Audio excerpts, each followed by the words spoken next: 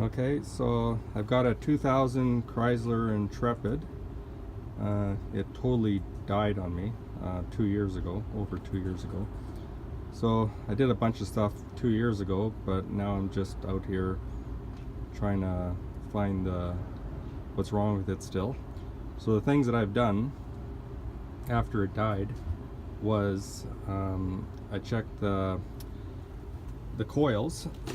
So what I did here is, so you got the coils all right here, and because the code came up as primary, secondary coils, something was wrong there. So anyway, so what I've done is the top wire here, if you put a test light on there and you turn the ignition on and you ground out the test light to a negative spot, the light should come on and then it shuts off after like 3 seconds. So I have power there, and then the light shuts off for 3 seconds. So I do the same to every other coil here plug to make sure I got power to every plug. So it was all good. And then over here, these two fuses here, if you look on the back of your thing here, so you got the ignition coil 20 amps. You want to make sure that's not blown, and the other one is the O2 sensor. So anyway, so I have, if I put a test light from here, there's an empty one there, but I can get power there, and there, but I get no power there. So then I started thinking, well, maybe I've got no power to the fuses, that's why I'm not getting power to my ignition coil. This is the auto shutdown relay. So I tried swapping this and nothing happened. I also took this off and did a bench test, and it clicks over the magnet, and I've checked the other two terminals and I've got continuity after the magnet shuts off. So what I did was I unplugged these, and then you put the test light into the positive side there, and you get somebody to turn the ignition on, and the light comes on the test light, which means you got power there. And then what happens is it shuts down for safety. When the engine's not running, after like 3 seconds, it shuts down. So the test light should come on this one and that one when the ignition's turned on, and then it shuts off. It also powers these ones here. You just unplug the coil here, the ignition light goes on and then shuts off. So anyway, so I have power. I have power to the coils, but it still won't start. So I've done a crank. I went to the auto wreck and I got a crankshaft sensor, or what's this, camshaft sensor, and then I've got the crankshaft sensor just for the hell of it for a couple bucks. Threw them in, see if it would fire up. Still didn't fire up. This the 2.7s, the fuel rail goes in way behind there, but there's no place to test your fuel pressure. So I had to go underneath the car and disconnect the fuel line, and I put my fuel pressure gauge on the line, and I have enough pressure, so my fuel pump is good. So it has enough pressure that was recommended. So then I started thinking, well, maybe my timing went out.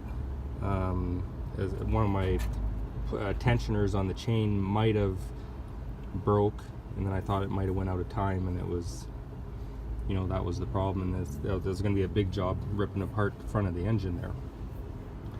So anyways, 2 years later, I'm like, well, I didn't have time to do this, and I just did some more research in that. So what I did, so down here is your PCM down here, and I think that's the other computer for transmission or something like that. I think ECM or something like that, I'm not sure. So anyway, so yesterday, what I've done is I pulled out I also went to the auto wreck and I just changed all the coils, and it still didn't run, but that was like a couple years ago. So I still have one here that I marked off which cylinder it came off of, but that's number 5. But anyway, so what I did yesterday, pulled off the coil, and in between there's two on the, I'll get it better. So you get an ohm meter and you test from there to there, and every one turned out to be I think it was 0.4 or 0.04. So they're all good. So all the readings were 0.4 ohms or 0.04 ohms or whatever it was. I can't remember. And then I had 6 spare ones, coils that I grabbed from the auto wreck, and I checked them, and they all came out as 0.4 ohms. So what it tells me is all my coils are good. So the other thing, what I checked was, I thought, well, maybe it's my spark plugs or whatever. So they look kind of old, but anyway, I had the spark plugs out. They probably need to be changed after I get this thing running. So I pulled out the coil, kept this plugged in here, and then I just rested, I stuck the spark plug into the bottom of the coil, and I rested the spark plug down here, and I got somebody to crank over the engine, and I was getting a spark. So I'm getting power to the coil, it's being grounded out down here with the spark plug in, and I get a spark. So that's good, so I put that in. So I take this one out, I do the same thing, and I got a spark. I go to this one, and I have no spark on the spark plug. So then I started thinking, well, I've got power here, and I thought, well, maybe it's my spark plug. So I grabbed another spark plug and I tried it, and I have no spark on this coil when I ground it out down here. And I started thinking, well, what the hell? So I said, well, I'll grab another coil from the spare one that I have, and I'll put a new plug in, and I tried the old plug in, and I still wasn't getting a spark. So I said, okay, that's fine, I'll just go to the next one. So I went to the next one.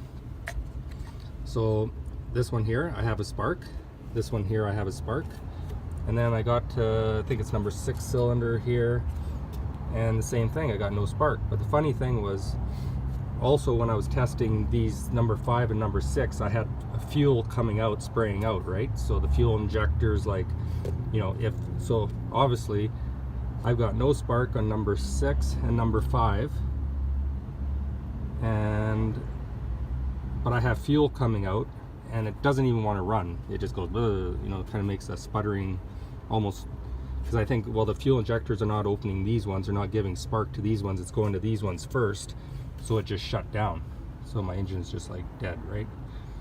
So I started checking. So, well, I said the only way, like, these should spark for sure. And then I started thinking, well, I got power to the coil, it's grounded out, it should spark.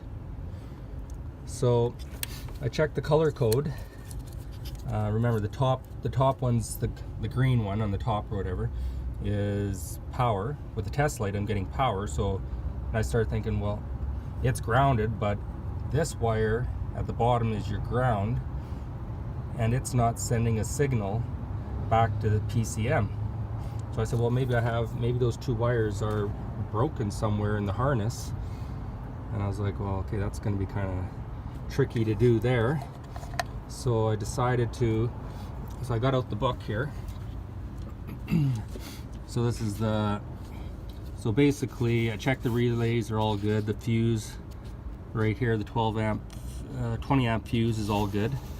And I've got power to the coil. And then there's your dark green, there's your colors right there, and then it tells you down here what cylinder they are all for.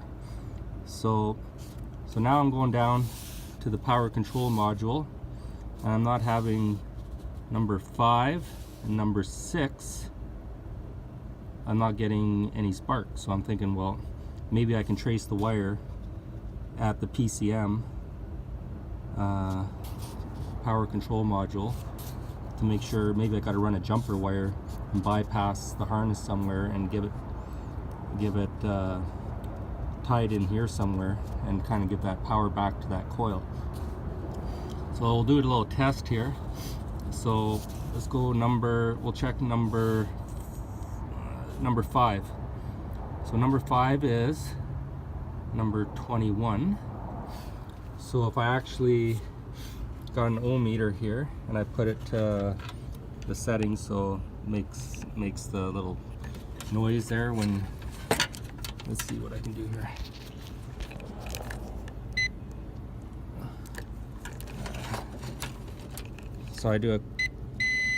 So if I join these together, it makes a noise, right? So if I go down here and I put it in the bottom one, okay, if I put it there, so then I'm going to come over here.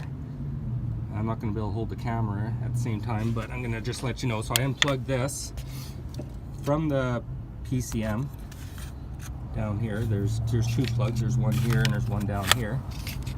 And so what I got out here, there's a number 1 to number 10, and then the next row goes 11, 12, 13, 14, 15 up to, so there's 10, 20, 30, 40. So if you see at the very top, there's number 40. So looking at this book, what I figured was number 21.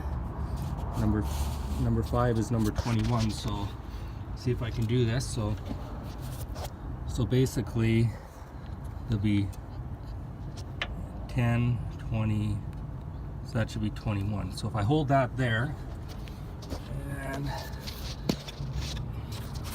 here, and I'm going to try to, can't really hold the camera here, but let's see what I can do here.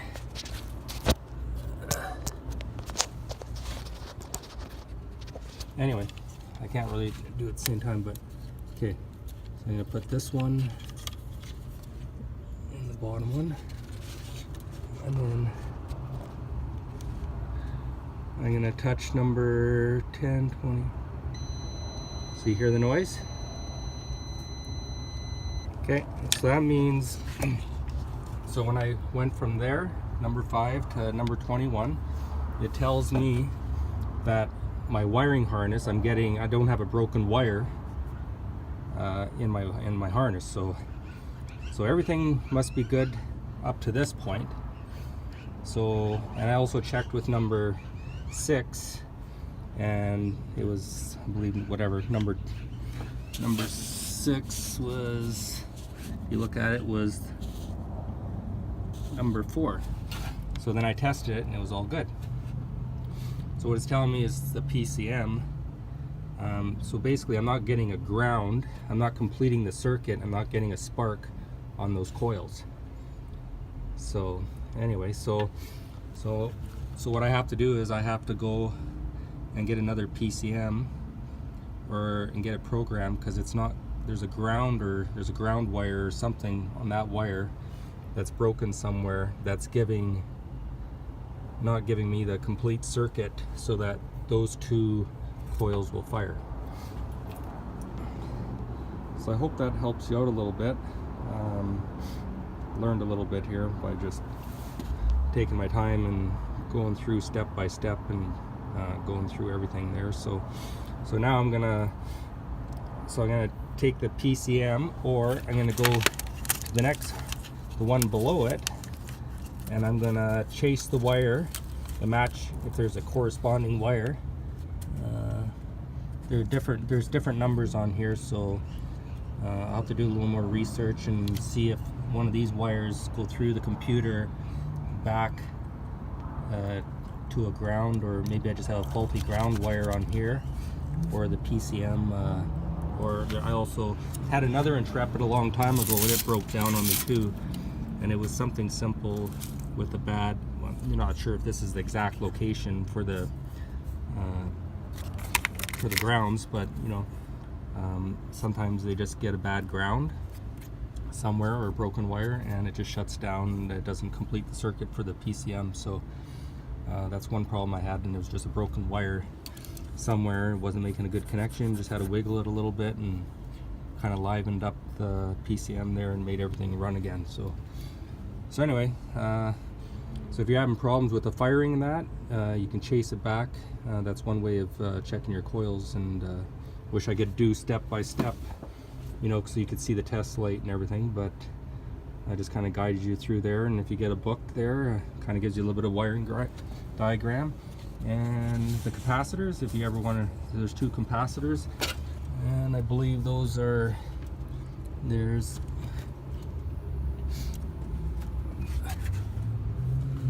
I'm not quite sure, but there's something right there, and it had power, making sure it's good and make sure there's no oil, you know, like really greasy, you know, like stuff like that should just be really cleaned really good, so that, you know, everything's working properly. And that's about it for now, and hopefully I can